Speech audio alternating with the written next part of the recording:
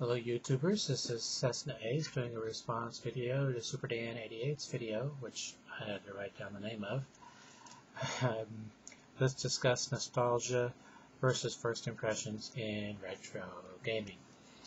And first of all, I'm sorry if this looks out of focus. I can't tell. It looks out of focus to me, but there's no focus control on this camera.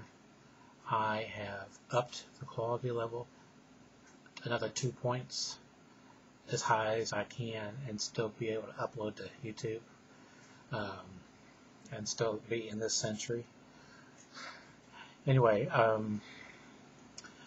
my perspective is a little different because I'm older. I was already 18 when Coleco came out with their Con system Telstar in 1976. It was a gift for Christmas. First console I bought was the Atari VCS/2600, and I never really thought it was all that good. So I can't look back and say, wow, that's not as good as I thought it was, because I never thought it was all that good.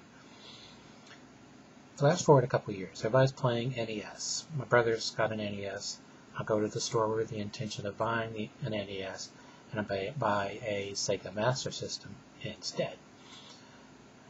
Now, at the time, I thought the Sega Master System had the most amazing graphics, the most amazing sound, everything. And all that still holds true in retrospect, with the exception of the sound. The graphics were really good for their time. It had a really fast processor compared to the NES, and so the graphics really held up. The only problem with the graphics maybe is there's some flicker as compared to the NES, but the NES is not NTSC/PAL intercompatible the way the Master System is, and I think that might be what causes the flicker. Is you can take a Master System and it'll work on PAL, it'll work on NTSC just as well. I don't know, that's just a theory. The one thing I can look back and say, well, that's not as good as I thought it was the sound. Now, yes, in retrospect, going back and looking at it, the Master System had inferior sound to the NES. Maybe. Borderline. Give or take. They're right there on the edge. I thought the Master System was really good as far as sound back then. Now I just think it was okay.